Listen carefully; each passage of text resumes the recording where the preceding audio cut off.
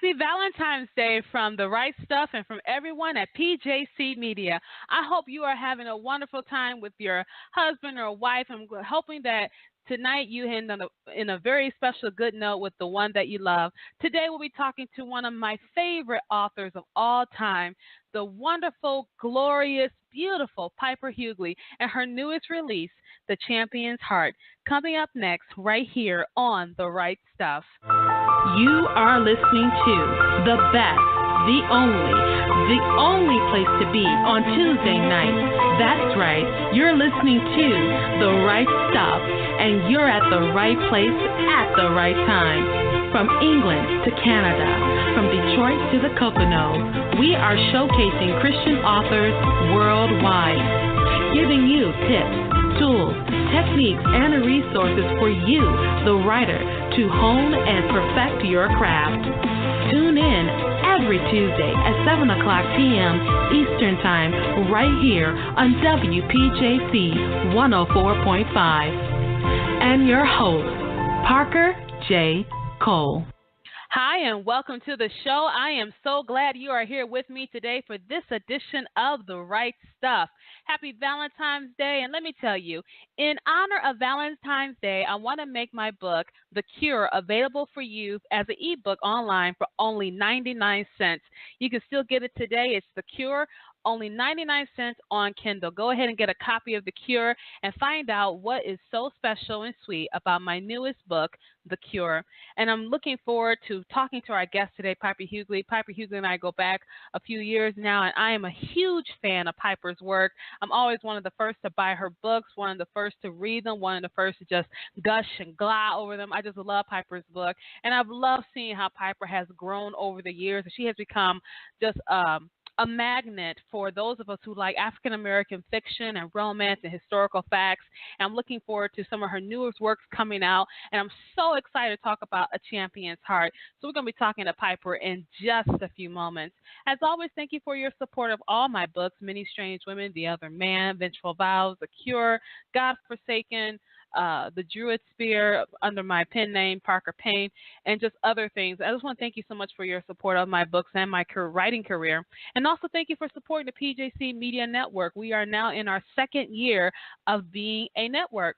And since then, our network has grown to over 5 shows. We have programming on Sundays, Mondays, Tuesdays, Fridays, and Saturdays, and looking forward to grow our network. And you've been with me the entire time. So happy Valentine's Day from all of us at PJC Media. And thank you just being with us on the journey. If you want to weigh in and talk to my guest today, you certainly can by calling in at 646-668-8485, then press 1 to be live on air. Or you can hit me on Twitter at Parker J. Cole, #RightStuff, with your questions and comments. We'll be right back after these messages. Don't go anywhere. More with Parker and her guests on the Right Stuff Radio Show. We'll be right back. Have you read the latest issue of Sormag Digital, the award-winning literary magazine for multicultural readers and writers? Sormag Digital is available quarterly and showcases interviews with the best authors in multicultural literature. Sormag Digital features craft and business articles for those interested in writing. If you're looking for a good book, check out our book reviews on what's hot in multicultural literature. For writers looking for new readers to get in front of, Sormag Digital is the perfect place to introduce your book. We offer advertising spaces that fit your promotional budget. Get your free subscription on Sormag.com or order a print issue on magcloud.com. If you would like more information about Sormag Digital, check us out on Sormag.com or contact us at sormag@yahoo.com. Sormag Digital is the magazine for multicultural readers. Are you a reader looking for more compelling Christian fiction? Maybe something a little more edgy or a bit more real? Are you tired of most Christian fiction shying away from the truth and settling for a rose-tinted view of the world and its issues? Or are you an author who has a compelling story to tell, but you're afraid it doesn't jive with today's brand of Christian or secular fiction? Are you tired of Christian publishers telling you that your content is too edgy? Or maybe you've tried submitting your content under the radar to secular publishers only to be told your themes are a bit too religious. We invite you to take a look at the Crossover Alliance. We are an online publishing company that specializes in edgy Christian speculative fiction with Christian themes and real-world content. Our company is formed from authors and readers just like you who are breaking into the mainstream and Christian markets with this compelling genre. Head over to the www.thecrossoveralliance.com for all the details on who we are, what we do, and what we accept. Right now, if you sign up for our email newsletter, you'll receive a free digital copy of our first short story anthology. Check us out today and help us spread the word about the Crossover Alliance, where light shines brighter in the darkness. We're back, and you're hanging out with the queen of Tuesday night, Parker J., and her guests, right here on The Right Stuff. Hi, and welcome back to the show. You're listening to The Right Stuff here on WPJC 104.5. Again, so glad you're here with me. I am the queen of Tuesday nights. Been going on that for 4 years, bringing you some of the best authors in the world from all over the planet. We have guests from the UK. We have guests from Australia. We have guests in Jamaica. We got guests in China, everywhere. I am the queen of Tuesday nights, and I love to bring you just great Christian authors and great books for you to read. And one of my favorite authors of all time is the wonderful, wonderful Piper Hughley. Piper, how are you doing today? I am fine. How are you, Parker? I am fine. You know, Piper, I'm always so glad to have you on my show. I remember when we first connected, I was just so excited to meet you. You've been such a mentor and a friend to me. And plus, I'm a huge fan of yours. I keep telling you, if I'm not your number one fan, I'm very close to the top, you know. And I enjoy all your books. I really do. I'm always like one of the first to buy them. The only thing is that, you know, we both of us being writers, you know, like this particular one I haven't had a chance to read yet, but I already got it. It's on my Kindle, and I'm going to read it as soon as I get a moment. But I'm just so excited to talk about it because you're hitting in the area of African-American fiction that isn't hit on a lot of times. And I can't help but think how appropriate it is to talk about African-American historical fiction and romance during the month set aside for African-American history. So what are your thoughts about that? Yeah, well, that's this is a high season for me in terms of people who, you know, are interested in this kind of thing, in terms of finding out more about history, etc. So, yeah, that's one of the things that I'm glad, or one of the reasons why I'm glad to appear on the show and to speak with you about A Champion's Heart. One thing that I love that you do, Piper, is that you just make us aware of little-known facts that people may not know about African-American history. I know that's sort of your niche, and I know over the years it'll expand to that. But what has been some of the initial responses? Well, let me back up. When you first started writing African-American historical fiction, what were some of the initial responses you received from those who are African-American, those outside the African-American community? What were some of those responses you received? Well, some of the initial responses were a lot of questions because you're saying they were little-known facts, and so a lot of people had questions about them, you know, in terms of accuracy and stuff, because we're so used to a certain kind of narrative of history that we've been taught that it seemed so new to a number of people, the things that I was writing about. They had questions about it, and so hopefully part of what I've been able to do over the past few years is to make people really question the completeness of the history that they've known, because things have been left out of our history books, and that's part of what I'm trying to do is to raise awareness of that.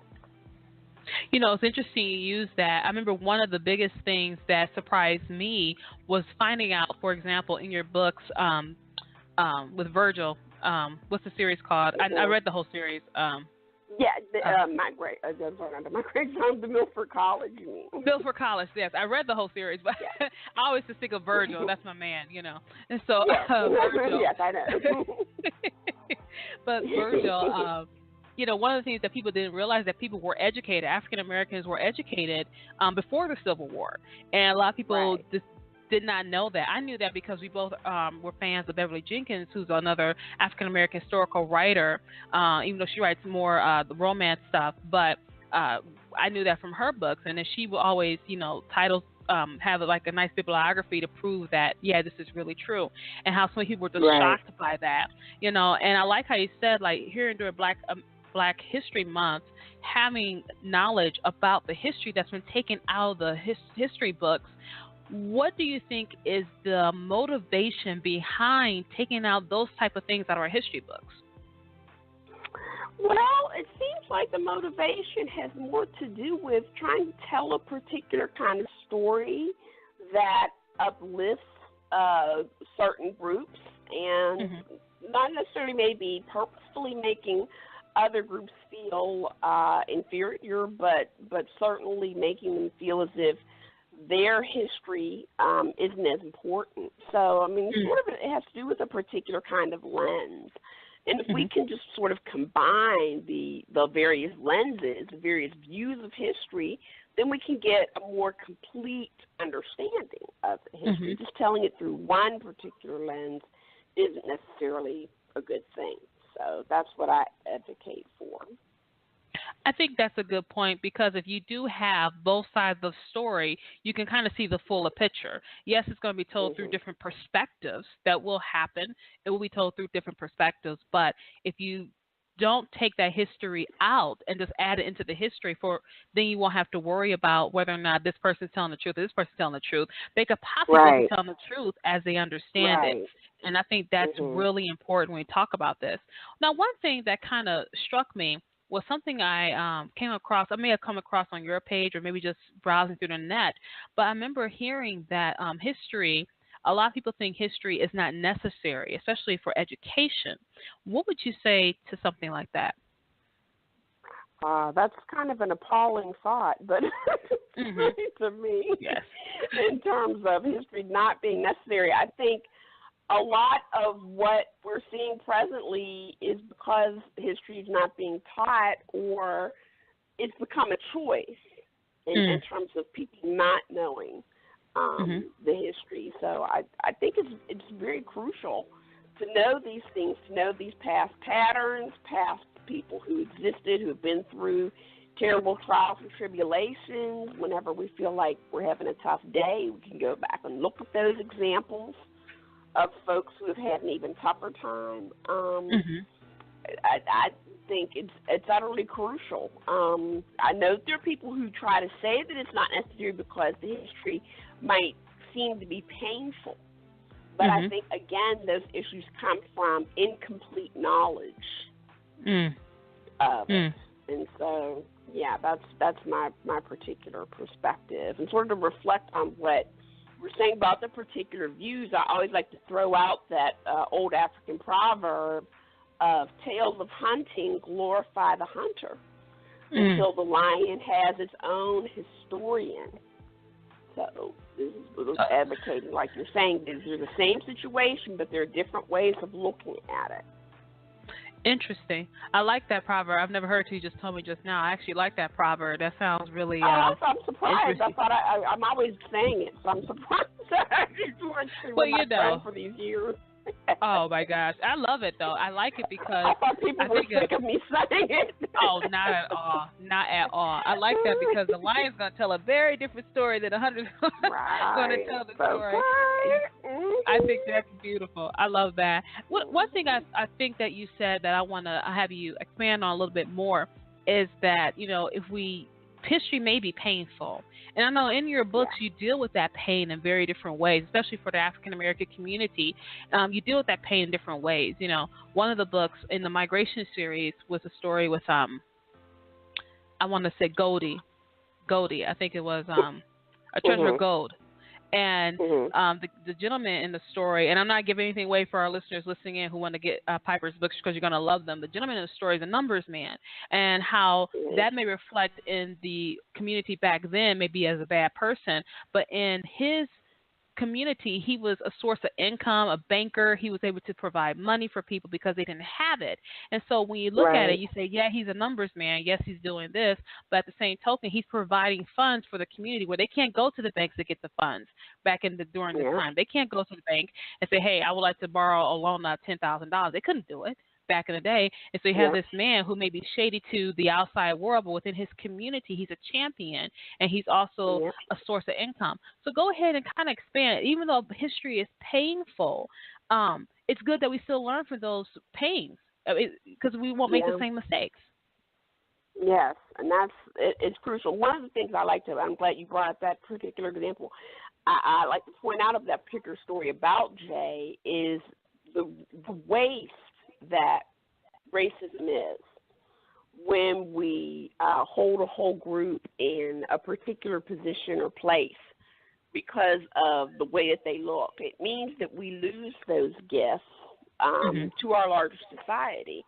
So I always like to think about someone like Jay, who had a gift with numbers and a gift with math, what he might have been or done to the larger society in terms of being a Wall Street wizard or an entrepreneur who could have sold a particular something to help people or whatever. Because of racism, this is what he has to do in order to, this is the way that he uses his gift. And it's a wasteful thing when we continue to be prejudiced against people who look different than us. They might be able to contribute in ways that we couldn't even imagine if we allowed everyone to contribute. So, yeah. That's good, Piper. You're right. That's exactly what you were saying in terms of society. And even the heroine sees him in this shady kind of way or whatever until she comes to understand how it works. Yeah, and he could have had more opportunities, but he didn't have them because he was shut from those opportunities. You know, that reminds me of a story I saw last year on YouTube. It was a community in African country. I believe it was Ghana. I may have it wrong, but this community, it was a poor community, and one of the guys was able to come to America or the UK, and he got education. He came back. And they ended up starting a business there where they created these bicycles out of bamboo. And they created these bicycles out of bamboo, and they were able to ship them over there. And like a lot of people were getting them because they're not a detriment to recycling and recycling technology and green environment stuff. And they were able to sustain this community. It didn't take a lot to pay the people to take care of the work and stuff like that. And so you have this genius lying under the surface of a lot of people, but when you don't have those opportunities to hone those abilities and to hone those attributes, then you're only limited to what you could possibly do because you're not fully educated. And when you mention that story with the story of the migration series, A Treasure of Gold, which is the book we're talking about before we talk about Champion's Heart, you're limited, but you try to do the best you can with what you know. That's the biggest thing. You don't let those missed opportunities stop you. You just do the best that you can with what you know.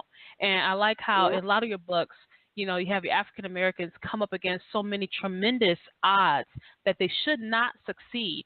You know, they should not succeed, and they continue to do, which kind of really encapsulates the African American spirit in our country. Not saying everywhere in the world, but in our country, just the pains of the past and what our ancestors dealt with, and encapsulate that. That's what makes it so fascinating. And that's why I love reading your books, because you tend to capture that in the midst of insurmountable odds, we still succeed. And I think if we learned that, how far could we go today? Exactly. That's exactly the reason why I taught these stories, and I've always had my students in my mind in terms of thinking about that, because let's say that there are going to be tough times, but other people have found ways, and you too can find ways. You try to deal with it. We are just having a wonderful discussion with my guest co-host and contributor and one of my favorite authors of all time, Piper Hughley. She is the author of the newest book, A Champion's Heart. But you got to get Piper's other books. She has several books out there. You want to definitely get the one that really soared her to popularity. And her first book was called The Lawyer's Luck, and it was a prequel to another book called The Preacher's Promise. And I love A Preacher's Promise. When we get back from the break, we're going to be talking about Preacher's Promise real quick, because I love that series. And then she also did Migrations from the Heart, and then now she's on her new series, Born to Win Men, and we'll be talking about Champion's Heart later on in the broadcast. If you want to weigh in on that topic, you certainly can by calling in at 646-668-8485, then press 1 to be live on air, or you can hit me on Twitter at Parker J. Cole, #RightStuff, with your questions and comments. We're going to go ahead and take a quick short break. We'll be right back after these messages. Autism affects 1 in 68 children, sweeping all racial, ethnic, and socioeconomic groups. Autism is a lifelong brain disorder that leads to untold challenges to the physical, financial, and social well-being of people with autism and their families. Resources are stretched thin. The Autism Alliance of Michigan, a collective voice for families across the entire state, uses resources to help families battle challenges right here, right now. If you or anyone you know needs help navigating the autism journey, contact the Autism Alliance of Michigan today, 877-463-AAOM, or visit them online at aaomi.org. Question: if you write a book, everybody will rush out to buy it. Obvious answer, no. If you were a celebrity or if you had a huge marketing budget, then maybe you can get a lot of exposure for your book. Another solution would be to check out joeytweets.com. joeytweets.com is a promotion and marketing service with access to over 1/3 of a million followers on Twitter. joeytweets.com has 3 packages available to fit any budget. That's joeytweets.com. joeytweets.com. Get some serious exposure for your books. God gives humans the gift of making amazing stories to glorify Him. At speculativefaith.com, our ministry is to help fans explore fantasy, science fiction, supernatural stories, and beyond from an intentional and biblical Christian perspective. We share daily articles and have extensive archives tackling hot topics like end times beliefs, the art of writing, creative excellence in the Christian subcultures, discernment, sex, magic, Harry Potter, and space aliens and the Bible. If you are a parent or anyone else with a discriminating palate, our reviewers explore fantastical novels, movies, television, and games in light of God's beauty, goodness, and truth. Want to find Christian stories? The Spec Faith Library lists every fantastical novel we can find from a Christian author. It's all part of our mission to discern, engage, and enjoy fantastical human creativity in honor of our Creator, Jesus Christ. SpeculativeFaith.com, exploring fantastical stories for God's glory. We're back, and you're hanging out with the queen of Tuesday night, Parker J. and her guests, right here on The Right Stuff. Hi, and welcome back to the show. We are having a great time with one of my favorite authors, Piper Hughley. She is the author of the newest release, A Champion's Heart, but you got to get her other books. You're going to absolutely love it, especially those of you who like history and you like to know little-known facts, especially about African-American history. You definitely want to pick up Piper Hughley's book today. You can go to her website, piperhughley.com, go to Amazon, type in Piper Hughley. Whatever you do, get it today. You're going to love her books, and I can't wait to talk about A Champion's Heart. Now, before the break, I mentioned how I wanted to talk about Piper's book that really got her to popularity was The Lawyer's Luck and the Preacher's College series. And Piper, you know, I was such a huge star and fan. I'm not a star, a huge fan when I read Lawyer's Luck. But I fell in love with the character of Virgil. And Virgil, for those of you who don't know, is a ex-slave who is also transitioning from after the Civil War to Reconstruction. And there's not a lot of history about what happened during Reconstruction in the fictional sense. And so, Piper, tell us a little bit why you chose to delve into this area that's kind of murky when it comes to the Reconstruction era of the United States after the Civil War. Well, whenever I was growing up and I would see certain strides that black politicians had made, it seemed like every time they were broadcasting something, they would then say, this guy's like the first senator since Reconstruction or the first this since Reconstruction. I was like wondering what that meant or whatever. And so when I started reading and I came to find out about how just after the Civil War there were elected officials to various state legislatures, state senates, and even to Congress of black members. And so that kind of intrigued me in terms of thinking about, well, if there were, 150 or less years ago, black members who've been politicians in Congress and such, what happened to those people? So that's what got me started with the idea of Virgil, who is the town blacksmith, but he's also the appointed town mayor, and then further later on is elected once the people in his town get the right to vote. So, It's so just fitting to talk about this along with The Champion's Heart, because throughout your books there's always a progression of history going on in the midst of the characters' personal lives and ups and downs and twists and turns. And with the first book, The Preacher's Promise and Lawyer's Luck, with the first book, what you have is this huge transition. So suddenly, instead of being told that you are a slave, that you're not as good as the white as a white person, now you're being told that you can hold office. Now you're being told that you can do these things. And for some people, I would assume that would make some African Americans very uncomfortable in a way, because all they had known for some time was I am a slave, or I am my master's property, and stuff like that. And so what I like is that you take this uncomfortable position, which is Virgil, who's a blacksmith, and now he's suddenly the mayor. And he's like, what does that mean? What does it mean as the mayor? And stuff like that. And then you have this beautiful clash of slavery and the promise, quote unquote, of freedom, because they were supposed to get like 40 acres and a mule, wasn't it? Like 40 acres and a mule, and all these benefits from after slavery, and we all know how well that went down in history.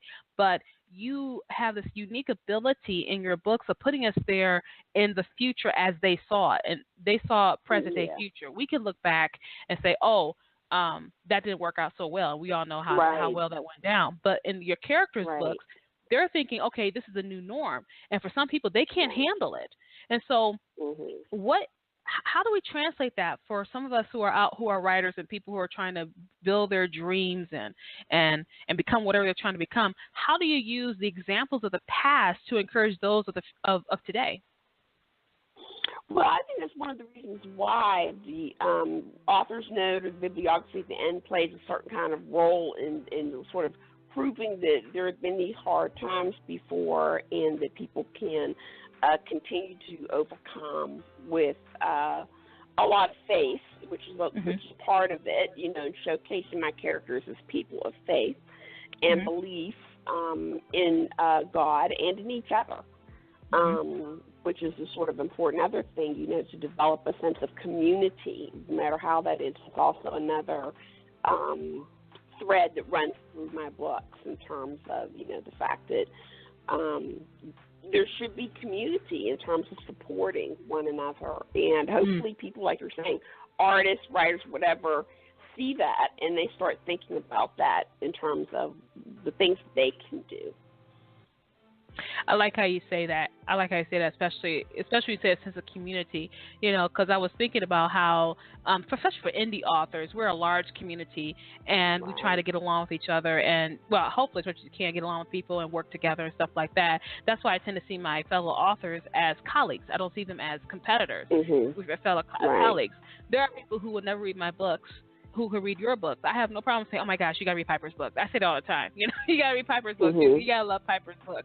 And there are some people who may be intrigued by something I may write. We just help each other. It's not a problem. And once you have that sense of community, knowing that, hey, we're all colleagues, like I've always said, Piper, with about 7 billion people in the world, chances are not everyone's going to like my book.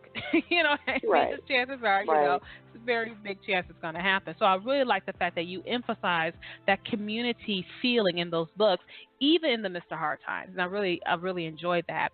And like those of you, like I said, Piper is a wonderful author. You definitely want to pick up her other books and her other series. And you'll definitely like the Milford College series, because it's just a wonderful series. And it actually talks about the rise of a black college. And when you were talking about the rise of black colleges, how important were those historical black colleges in our society, even though Milford's a fictional one, but how important were those historical black colleges for the African-American community?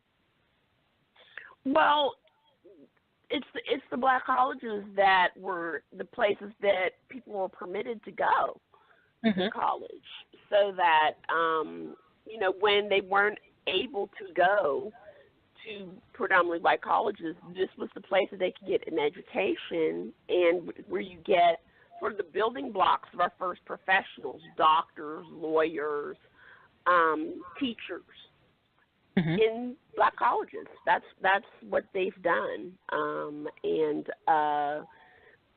you get the development of the black upper classes and the black middle class because of the historically black colleges and universities, which still exist today.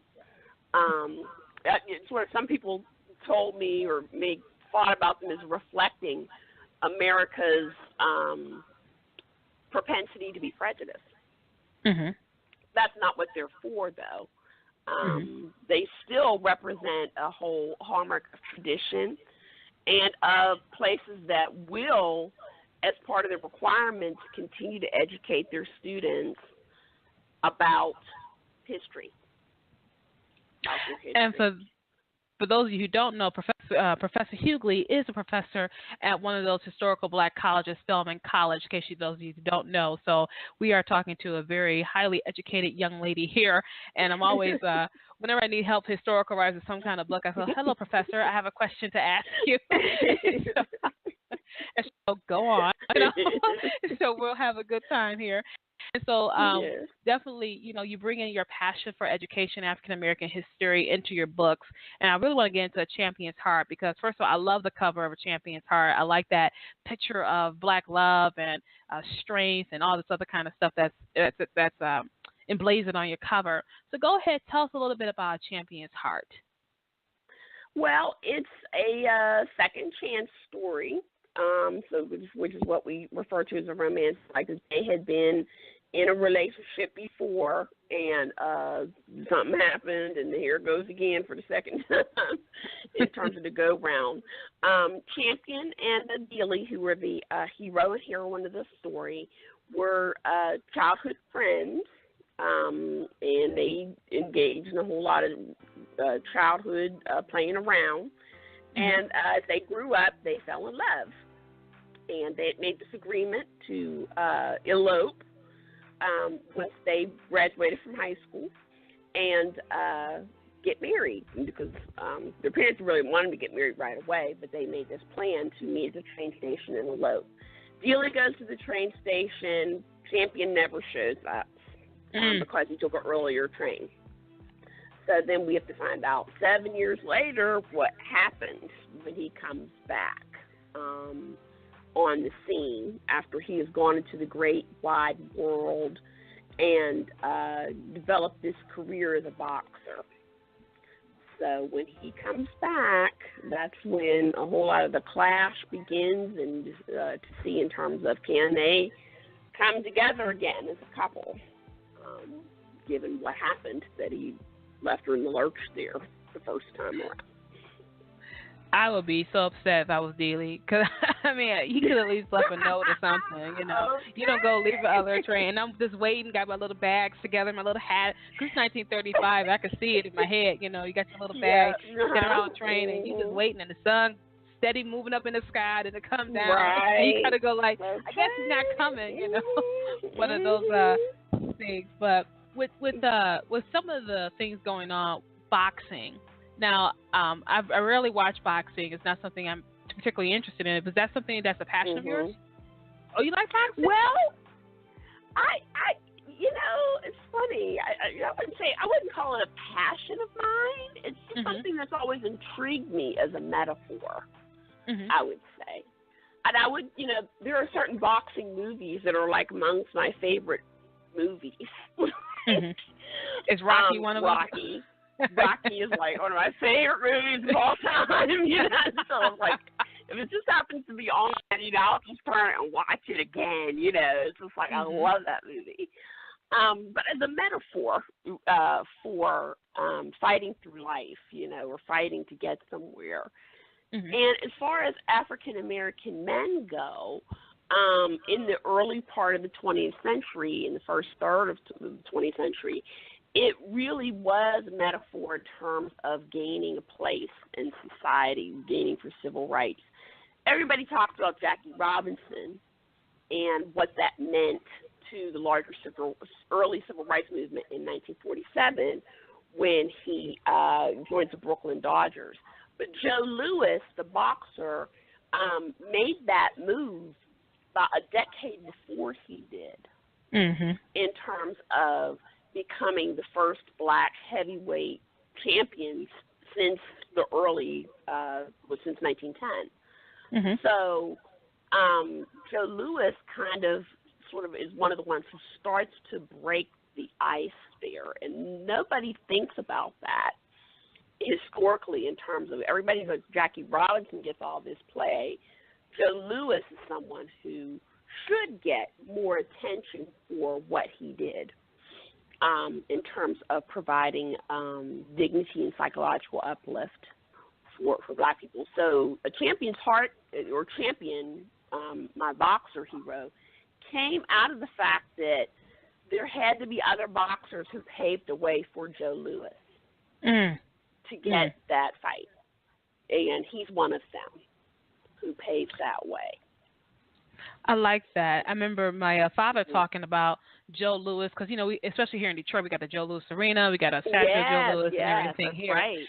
And I remember my father telling me how Joe Louis, the way he boxed was, I think when he was training, he did like a bale of hay, and he would practice punching the bale of hay, and it would, you know, the more he practiced, he can like make it lift off the ground, like just an inch of power or something. I don't know, because I'm not a fighter. He was kind of country. Yeah, he was.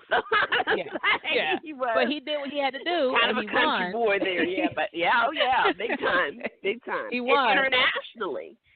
Internationally, because his was not just, you know, locally when he managed to get fights with white boxers and beat them, but then the big fights came with Max Schmeling, who was from Germany, and that's where the Nazi thing was going on. So it also became, again, this other kind of metaphor for the United States facing this man who was reflective of the Nazi philosophy, what would happen. So, yeah, and it was an interesting moment in the United States because the whole thing got about, were they going to get behind a black man who was representing them, or would they get behind Max Schmeling?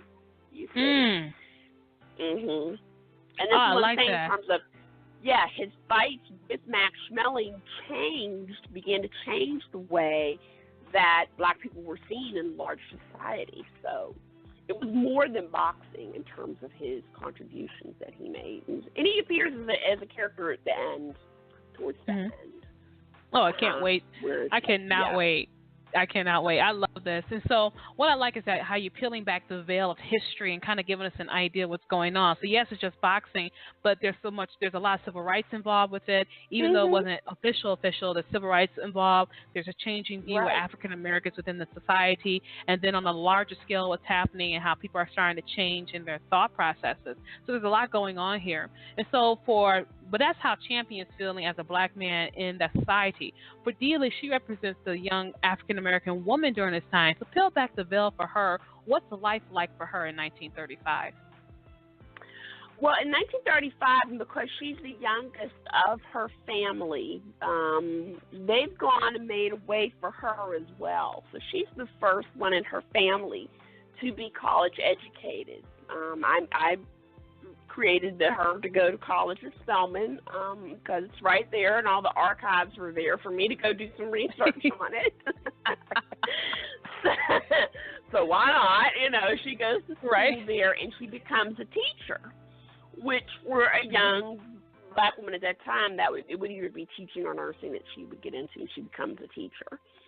And a lot of her teaching happens in the midst of the Depression, where people don't have as many resources for their children or whatever, and so she becomes a de facto foster mother for a group of her students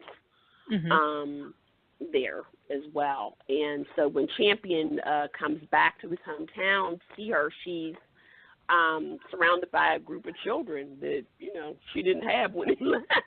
So like a lot didn't change since I've been gone. Yeah, exactly.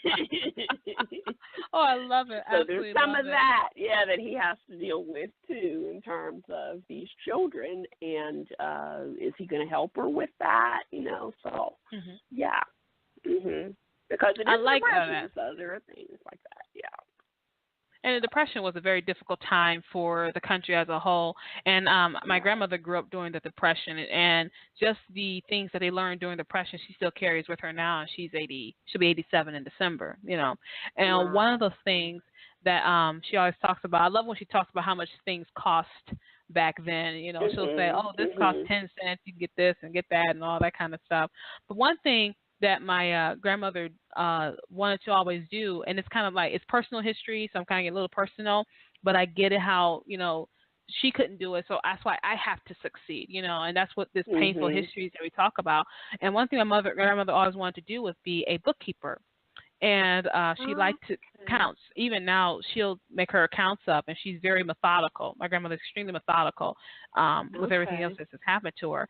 And she's always wanted to be a bookkeeping. She, even now, she tried to get an accounting book from like today, but she couldn't understand it. But she wanted that because if she could have had a chance, she probably would have been an accountant or a bookkeeper because she likes numbers and she likes the calmness of it. She told me one time, but she didn't have the opportunity. She got married, she got pregnant, had to raise a bunch of kids and all this other kind of stuff. So she didn't have the opportunity.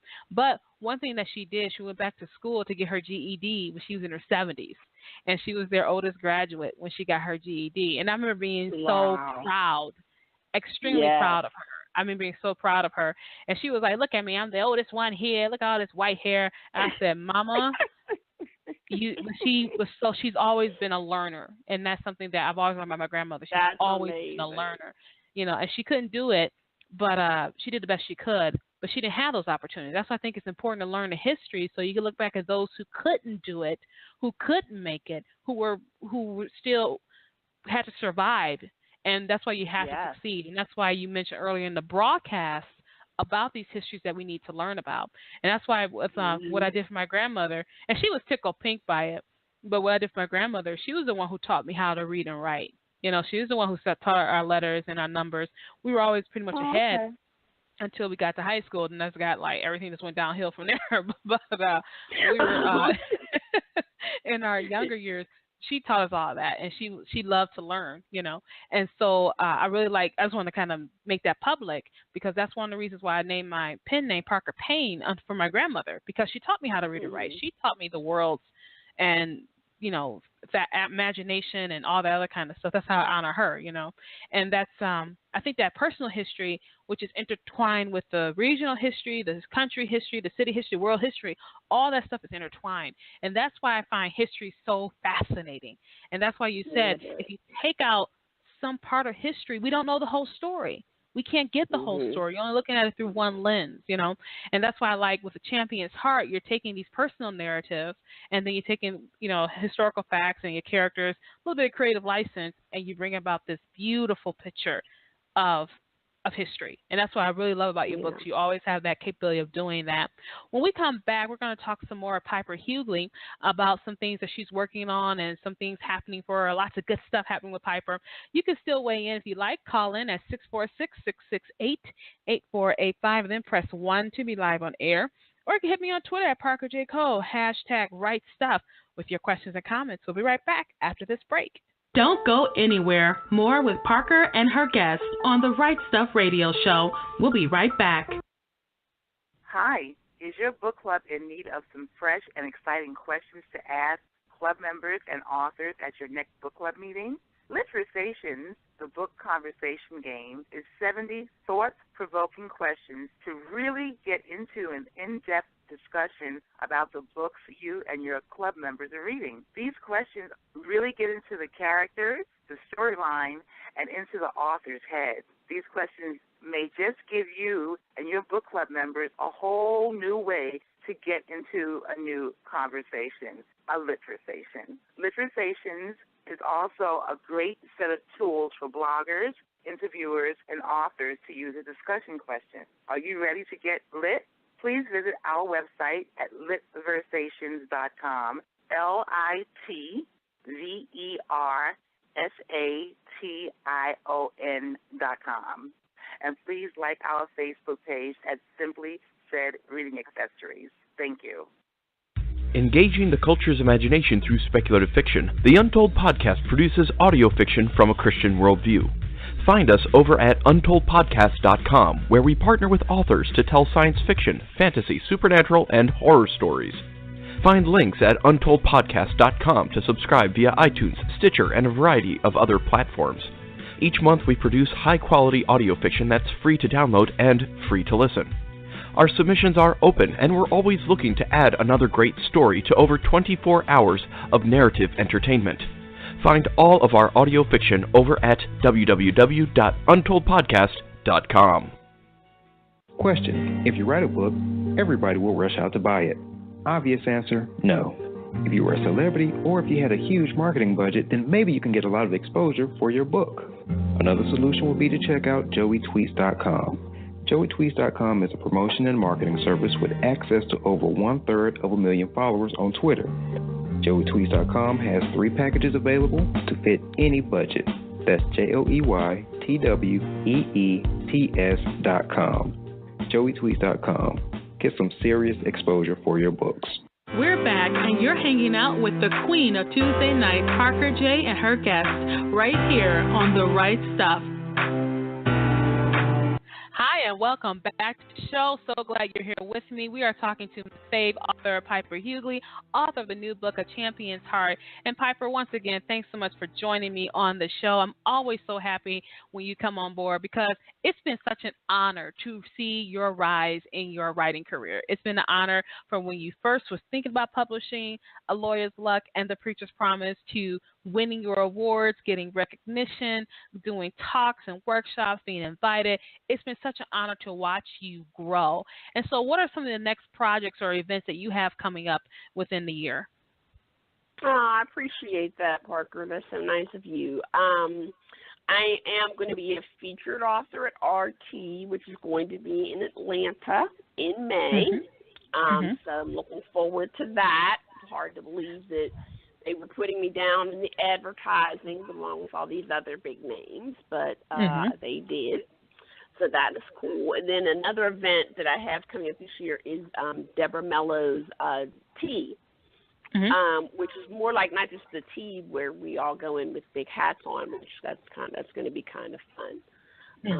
I always wanted to wear those big hats, so I'm looking forward to that. That's going to be in Savannah in June. With some other authors. And in terms of releases upcoming, I'm working on an anthology with Deborah Mello and Iris Bowling. And it's a historical progression of a grandmother, a mother, and her daughter. So they asked me to come on board to write the grandmother's story. That's the more historical one, of course. So I will be writing her story, and that's going to be published in the spring.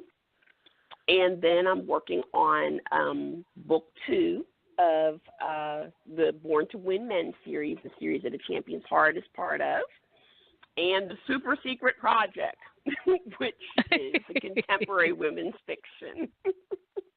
Can't wait. I cannot wait to read them all. You know, I'm so excited to see your name growing, and because it's just been, like I said, it's been such an honor. And one thing I enjoy about doing this show is that I do have a chance to have my guests come back. I do have a chance to see their careers grow and see what's happening, see their book catalogs grow. It's just wonderful to see that and know, hey, I was there at the beginning. So when Preacher's Promise becomes a movie, I keep telling you that, Piper, when it becomes a movie, when it comes a movie, I want tickets to the premiere, and I want to be there, and I'm going to be just waving, and I'll just probably trip in front of you and mess up your pose for a second, but I'll be so excited when it becomes a movie. I cannot wait. I know it's going to become a movie because it's such a great book, exploring such a wonderful topic and exploring a great part of our history that's not known, which is the Reconstruction era. A lot of people know about Civil War, even pre-Civil War, but a lot of people don't know about Reconstruction because it's such an ugly time in our nation's history because you had all these promises of progression, and to have it all be just taken, like somebody taking the rug from under you and still having to live through that was just absolutely fascinating. And that's what you excel at, is showing these little known tales and these little known facts about African-American history. And I'm really excited for you. We got a few minutes left before the end of the show, and I want people to know, where can they find you online? They can find me on my blog at Piper Hughley, PiperHugley.com. So I blog there about some of the history behind my books, sort of things that I couldn't get in. Like, you'll see me talking there about the Green Book, which is one of the things that I thought about in terms of Champion's Heart, which was the travel guide that African Americans used from 1936 to 1966 that was published annually that let them know where they could travel safely. A Champion's Heart takes place the year before the Green Book gets published. So it's about, how they kind of navigate the hostile environment of the South to get to the North as part of that tale. So, the Green Book is something that also figure in this next book. I'll probably have to start kibitzing with you in direct message because you can help me come up with the Representatives Revolt as a title, so then you might have to help me with the title for the next book. I would love to help that. That was so amazing to be the part of that, you know. And when you told me about the Green Book really shocked me. I was like, what's the Green Book? And I didn't know whether it was some kind of new slang or something. He's like, no, that's from 1930 something. It's like, oh, okay. And when I found that out, that was amazing. And that's what I love about it, though, Piper. You show us all these little known facts that people had no idea about that just helps us know how far we've come, how far we need to go, you know, what sites are in, what's the future looking like. And for those of you, let me just read one review of The Champion's Heart, which is available on Amazon.com. You're not going to be disappointed whatsoever. And the review simply says, this story is filled with American history and the untold stories of Black Americans in the early 1900s. However, the best part is the realistic tension between Cordelia and her former love. The use of faith is so touching. Piper Hughley has such a gift of honestly portraying faith, wrestling with reality. I love all her published books so far, but this one might be my favorite. And that's just a 5-star review on A Champion's Heart, just off the press very recently. Go ahead and get a copy of it. You won't be disappointed. You're going to love all of Piper's books. I have all of Piper's books, all her anthology stories, everything. I have them all. And let me tell you, Piper Hughley is someone you're going to want to watch out for, because she thinks I'm joking when I say her book is going to become a movie. It will become a movie. I know it will. I just don't know when, but when it happens, I already told Piper I just want tickets to the premiere so I can just say I told you so. That's what I'm looking forward to. You will be the first one, yeah. Mm-hmm. After my husband and son was like, okay, Parker, that's for you. And just tell Steven Spielberg, hey, I need you to get a couple of tickets for me. That's what I'm looking forward to. I cannot wait till that happens. And, you know, Piper, one of the reasons I enjoy having my authors on the show here, because I want to encourage, I know that if you don't mind sharing as much as you want to share, you may have been discouraged at one point when you first started writing in this genre, which is a little known genre, because there weren't so many books in this genre. And there may be someone out there listening to the sound of our voices that may say, well, I like to write about a certain niche part of history, or just someone out there who wants to write but has picked up the pen to write about that. In the few minutes we have left, go ahead and encourage those authors whom God has given the gift to write to go ahead and write. Yes, absolutely. You know, I like the saying that Marva Collins would tell her students, you know, how do you eat an elephant? One bite at a time. You know, so it's that same kind of thing where, you know, your project may seem insurmountable. You just have to find a way to just break that down into smaller parts to help you get through it. And, you know, to seek that community support, whether it be, you know, people that are online, if you're on Facebook or Twitter friends, where you might come together and sprint. All of those things matter, you know, in terms of getting support for you while you eat that elephant. So that's my advice to you. Keep going. Keep going. I like that. I think it's a great way to end our show. Just eat the elephant one bite at a time, and eventually it'll get done, you know. And I really enjoy having you on the show, Piper. Like I said, I say that to you in private, and I say it to you in public, that I'm a huge fan of yours, and I enjoy all of your books. I enjoy my fellowship with you and my friendship with you, and I truly do see you as a mentor, and you know that. And I figure for Valentine's Day, I'm showing all the love I possibly can towards you, because you really are an inspiration to me. So I want anyone and everyone to know that I really do love Piper as a fellow sister in Christ, as a fellow author, as a mentor, just all around good friend. So Piper, happy Valentine's Day to you. Oh, happy Valentine's Day, Parker. Thank you so much for having me. I appreciate it. We were just having a wonderful time talking to my guest co-host and contributor today, Piper Hughley.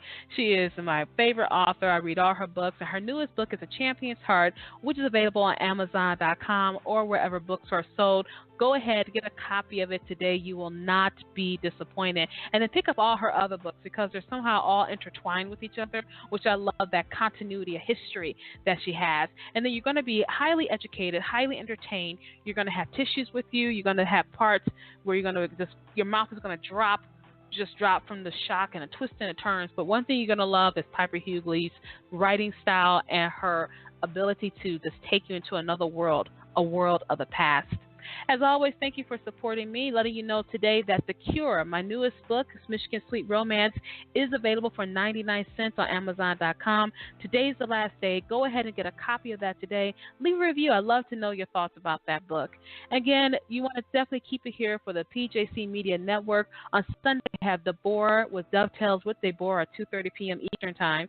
Mondays, we have The Marriage Playbook with coaches Eric and Fran talking about marriage, relationships, intimacy, all those kind of things on Mondays at 7 to 9 p.m. Then, of course, you have the Queen of Tuesday Nights, Parker J, today at 7 o'clock p.m. And then Fridays, you want to talk about it? We're going to talk about it with Jenny White, and that's at 8 o'clock p.m. Eastern Time on Fridays. And then join me again on Saturdays for the Parker J. Cole Show, where I talk about things in, out, and about the church at 2 o'clock p.m. Eastern Time. We got a wonderful lineup of program on PJC Media. Hope you join us for the ride. Thank you so much for joining me for this edition of The Right Stuff. I'm the Queen, Parker J., and you have a wonderful, absolutely glorious, blessed day.